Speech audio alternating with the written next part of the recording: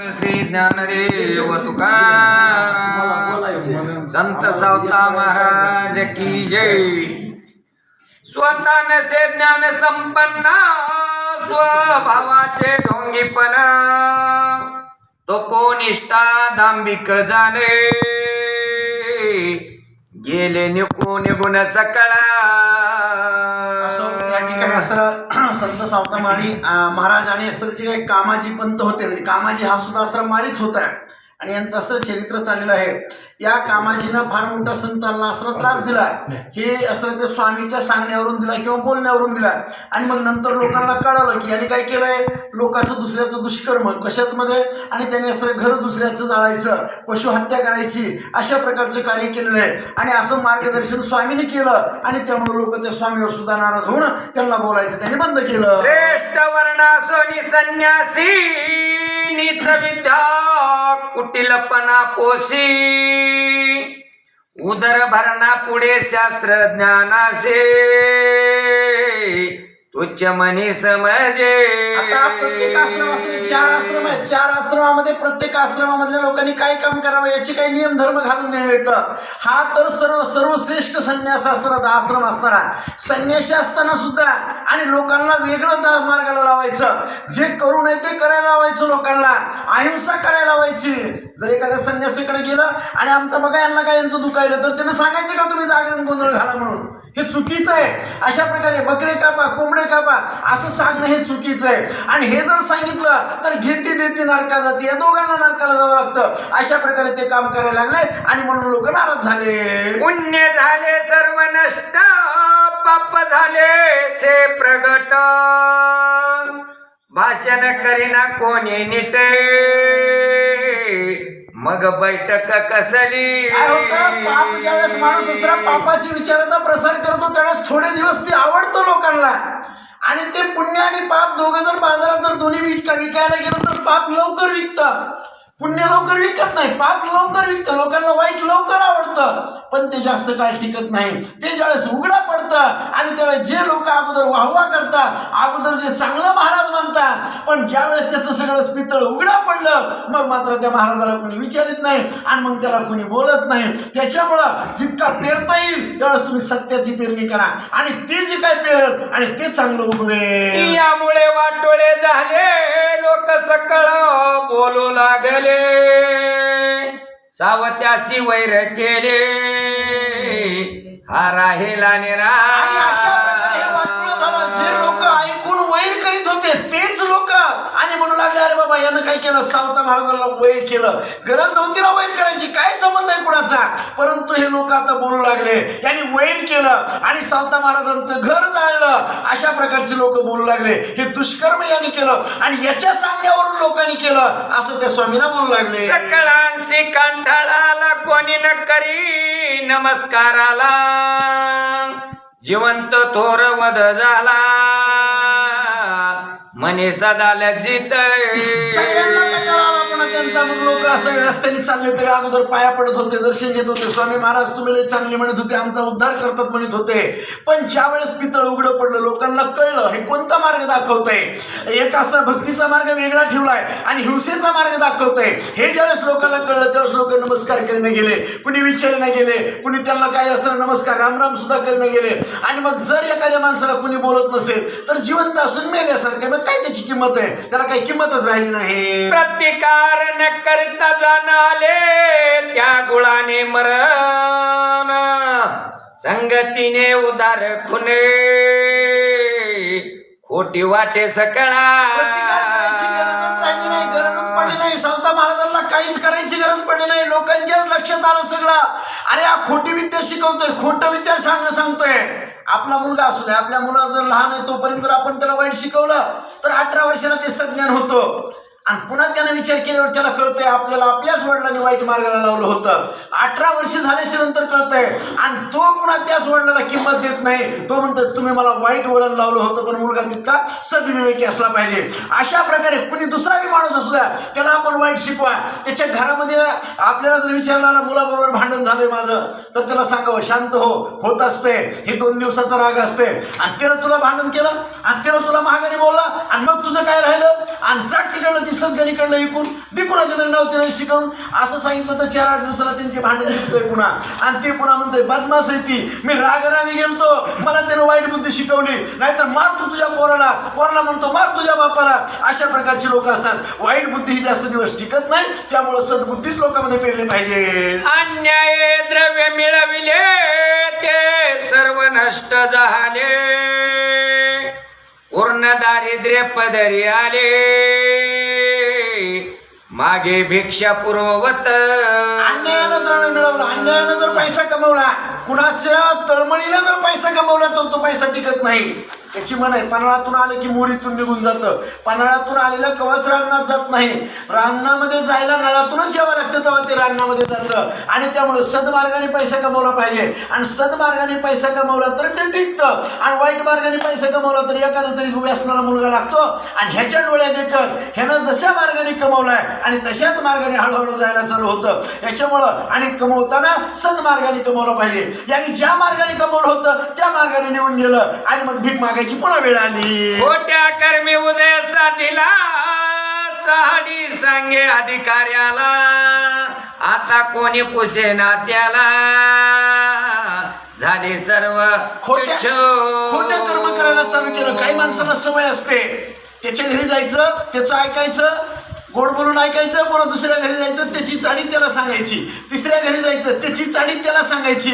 आणि बघा तुम्ही, चाडी सांगणारा माणूस आला की अगोदर त्याला माणूस चहा करतोय, कारण चाडी सांगायला आला, खोटं सांगायला आलेलं लय गोड वाटतंय आणि त्याच्यामुळे त्याला चहा प्यायला मिळतंय. आमच्या गावात आहे तसा एक माणूस, आणि त्याला इतकी लोक चहा पाजतात, इतकी लोक चहा पाजतात की मला वाटतं की शेवटी डायबिटीजच होऊन मारणार, कारण त्यांनी चाड्या सांगून सांगून लोकांचा चहा पितंय आणि म्हणून ते डायबिटीस त्याला होणार. आणि त्यावेळेस त्याला कळणार अरे लय आपण चाड्या सांगितल्या होत्या.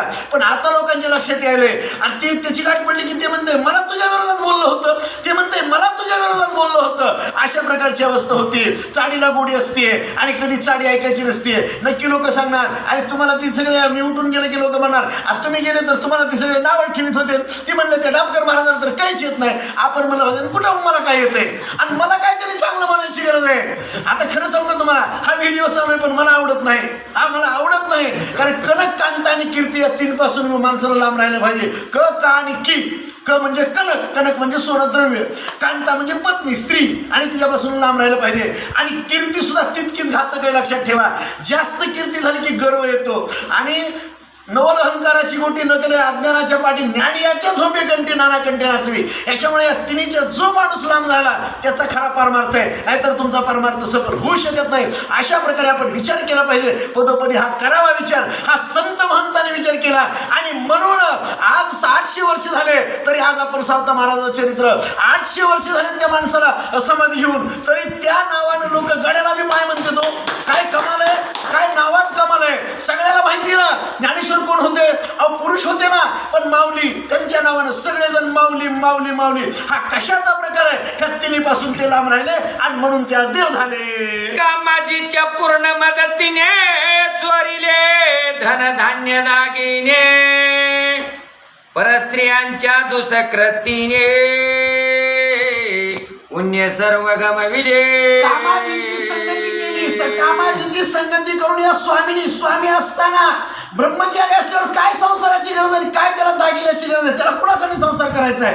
अहो लेकरू नाही, बाळ नाही, बायको नाही, पोर नाही, कोणच नाही, कशाला कमवून ठेवायचं त्याला, पुन्हा कुणीतरी काय मातीत घालायला का. पण कामाजीच्या संगतीनं काय केलं, दुष्कर्म करून धन जमवलं आणि ते मिळवलेलं धन काही पचतं का. पुन्हा सद्मार्गाने आलेली संपत्ती जशी पचते तशी वाईट मार्गाने आलेली संपत्ती पचत नाही. आणि त्यामुळं आणि वीट येऊ लागला. पुन्हा आज राहिली तर नाही, गेली ती सगळी, पण जाताना मात्र ती नीट जात नाही. हे सर्व ध्यानी आणि सर्व काळ संतुष्ट मनी, विपरीत झाली माझी करणी,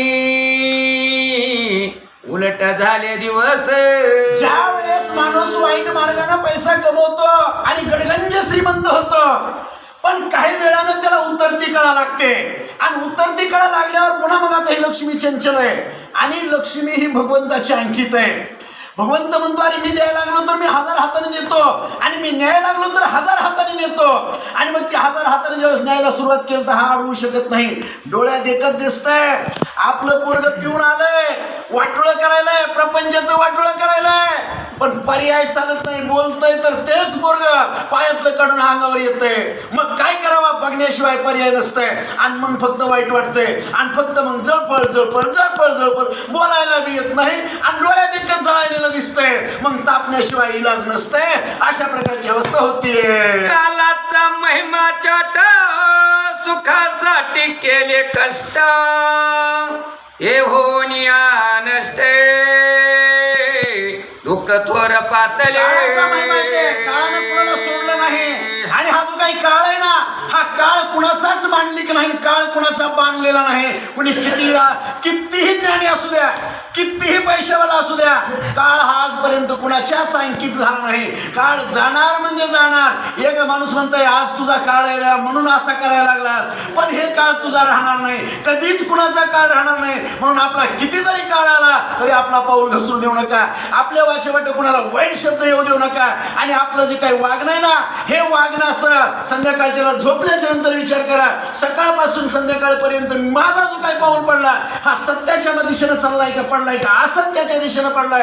आणि नंतर झोप घ्या आणि सकाळी उठत असताना हात जोडून असं म्हणा, कराग्रे वसते लक्ष्मी, कर मूल्य सरस्वती, कर मध्ये तू गोविंदा, प्रभाते कर दर्शनम. या हातानं आज संध्याकाळपर्यंत आणि कुणाचं वाईट होऊ देऊ नको, एवढंच म्हणा. अरे भगवंत तुम्हाला प्राप्त होत आहे. मुल बाळ नसोनी दुःखे, स्वर्ग सुख गेले शेकी, वृद्धा भोबार ये लोके,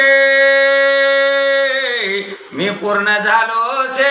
ब्रह्मचारी आश्रमामध्ये होता त्यामुळे मुलगा नव्हता, पत्नी नव्हती, कोणच नव्हतं. माणूस कशामुळे दुःखी होतो? जर आपल्या मुलं बाळ असतील त्यांना काही त्रास झाला तर आपण दुःखी होतो, पण ज्याला मुलगा बाळच नाही त्याला दुःखी व्हायचं गरजच नाही. पण वृत्तीने वागणंच अशा पद्धतीचं धरलं की मुलं बाळ नसताना सुद्धा दुःखी व्हायची वेळ आली तरी सुख राहिलं नाही, समाधान राहिलं नाही, कुठल्याच प्रकारचं समाधान मनामध्ये घेतलं नाही. आणि म्हणून ही अवस्था झाली. सावता पूर्ण निष्कपटी, परी माझी कर्मे मजाटी, येणे क्षमा केली मोठी, न सांगे सरकारा. अशा प्रकारे विचार केला. आता महाराजांनी सांगितलं बघा, मी फार लक्ष देऊन ऐकत होतो. आमचे बडे महाराज माझे, मी सुरुवातीलाच ऐकतोय त्यांचं, मी कधी ऐकलं नाही, पण छान, अतिशय छान. त्यांनी मला एक सांगितलं, एक ओळी मला फार माझ्या डोक्याला म्हणजे ते माझ्या बुद्धीला ती शिवून गेली. त्यांनी एक सांगितली ओळी बघा, याच्यातलं ज्ञानेश्वरीमधलं किंवा भगवद्गीतेमधलं उदाहरण सांगितलं, जैसा कर्म करे इंसान वैसा फल देगा भगवान, यह गीता का ज्ञान. जसं तुम्ही कर्म करता अशा प्रकारचं तुम्हाला फळ मिळणार आहे. ज्यावेळेस माणूस वाईट कर्म करतो आणि वाईट कर्म करण्याचा झाडा देण्याची ज्यावेळेस वेळ येते आणि त्यावेळेस त्या माणसाला आठवतंय अरे देव हे वाईट करायला मोकळा नाही. भीष्माचार्याचं उदाहरण त्यांनी सांगितलं, ते कर्माचं फळ होतं त्यांच्या आणि माणूस विसरून जातो की मी काय कर्म केलंय ते, कारण चांगलं केलेलं ध्यानात ठेवतो, वाईट केलेलं विसरून जातो. पण शेवटच्या वेळेला सर्व काही आठवतं आणि आठवल्याच्या नंतर ते जे काही कर्म केलंय आणि ते कर्म हे भोगावंच लागतं. देवाला भोगावं लागलं, नव्हे नव्हे देवाच्या बापाला कर्मानं सुटलं नाही. 4 पोरे राजा दशरथा परी अंतकाळी एकही नव्हता. हे कर्माचं फळ आहे. वाईट कर्म केलं त्या श्रावणानं काही राजा दशरथाचा बाग तोडला नव्हता, पण विनाकारण श्रावणाला मारला म्हणून राम राम राम राम करीत शेवटले मारावं लागलं. हे कर्म आहे, हे कर्म कुणाला सोडणार नाही. आपण काय देवाचे बाप लागून गेलो नाही. आपण म्हणतो मी लय पुण्यवान आहे, मी लय रामायण सांगतो. अरे तुझ्यासारखे रामायण सांगणारे लय नदीने वाहत गेले, फुरसनाला अडकले नाही तर कशाला स्वतःचा मोठेपणा गाजतोय. अरे तुम्हाला एक थोडक्यामध्ये उदाहरण सांगून जातो. तुम्हाला सांगतो, काल होळीमध्ये ते निघालं होतं पण वेळ कमी होती म्हणून सांगितलं नाही. एक स्त्री होती आणि ती स्त्री आंघोळीला जायची. आंघोळीला गेली असताना तिच्याकडे एक चाळणी होती. चाळणी, आता चाळणी महिला वर्गाला सगळ्याला माहिती आहे, ती हातामध्ये चाळणी घेऊन जायची आणि त्या चाळणीमध्ये पाणी घेऊन यायची. आता बघा चाळणीमध्ये पाणी कसं येईल का, पण दररोज ती चाळणीमध्ये पाणी घेऊन यायची आणि आणलेल्या चाळणीतल्या पाण्यानं तिच्या नवऱ्यानं काय करायचा, देवाला महादेवाच्या पिंडीवर अभिषेक करायचा. हा दररोजचा तिचा नित्यक्रम होता. पण एके दिवशी चाळणी घेऊन गेली आणि त्या चाळणीत पाणी भरलं आणि ती निघाली, पण पाणी वाटत सगळंच गळून गेलं. मग ती मला बघितलं म्हणजे हातात काही त्याच्यात पाणी नाही. लागली तिच्या नवऱ्याला राग आला. ती तिचा नवरा म्हणला की तुझ्या हातून काहीतरी पाप घडलंय आणि त्याच्यामुळं आणि तुझ्या असं हात चाळणीमध्ये पाणी राहिलं नाही. ती म्हणली माझ्या हातून काहीच पाप घडलं नाही, तुम्ही निष्पाप असताना दोघांचं भांडण लागलं आणि इतकं भांडण लागलं की पोरालाच म्हणलं, ते बाप म्हणला मुड हिचं मुंडकं आणि पोरानंच तिचं मुंडकं उडविलं. अशा प्रकारे आता लय विस्तीर्ण करून सांगायचं नाही, ही कथा म्हणजे अस्त्रा कुणाची आहे आणि स्वतः परशुरामाची ही कथा आहे. ते पोरग म्हणजे परशुराम होतं आणि त्यानं त्याच्या आईचं मुंडकं उडवलं. अशा प्रकारे हे कर्म आहे. हे कर्म कुणाला सोडत नाही, हे कर्मानं कोणच सुटला नाही. परशुरामाच्या आईला सुद्धा कर्मानं सोडलं नाही. ती दुसऱ्याची काय किंमत आहे. चला पुढं. नित्य श्रवणासी यथा परिजिज्ञासनासी नसे मनात व्यर्थ त्यांचे श्रवण होते पूर्ण पावताला चारे. जिज्ञासा पाहिजे मनामध्ये भगवंताबद्दल ओढ पाहिजे, आपुलकी पाहिजे. अरे मी म्हणजे भगवंत आणि भगवंताची तो मूर्तिमंत, माझ्याच हृदय भगवंत.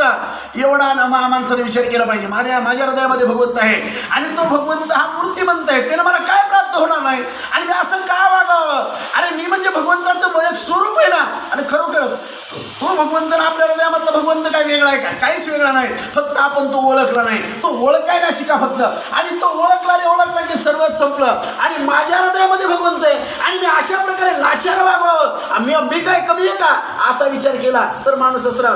एक रामदास स्वामी म्हणतात बघा, रामदास स्वामींनी मनालाच उपदेश केला, मना संजना भक्तिपंथीची जावे. कोणत्या पंथी जावे? भक्तिपंथानं जावा, भक्तीच्या मार्गाने जावा. तरी श्रीहरी पावे देतो स्वभावे. तरी श्रीहरी काय करतो? त्या माणसाला पावतो. कोणत्या माणसाला? जो भक्ती मार्गाने गेलाय. आणि भक्ती मार्ग कसा आहे? सर्वश्रेष्ठ मार्ग आहे. मार्ग दावणे गेले दयानिधी संत, ते संत ज्या मार्गाने गेले आणि त्या मार्गाने महाराजांनी सांगितलं, फार आवडलं मला. भगवान बाबांचं त्यांच्यावर फार मोठं, खरोखरच आपण त्यांचं दर्शन घ्यायला पाहिजे, कारण आता आपल्याला भगवान बाबाचं दर्शन मिळणारच नाही. पण ज्यांना भगवान बाबाचा स्पर्श झालाय ती काय आपल्याला भगवान बाबाशिवाय कमी नाही. तर त्यामुळं त्यांच्या देहाला भगवान बाबाचा स्पर्श झाला, आपण त्यांच्या देहाला स्पर्श करायचा म्हणजे परिसासारखं होतं ना ते. अशा प्रकारे ही संताची कृपा आहे, संताचा चूळ उपकार येतो. कारण ती संताची एवढी ताकद असते.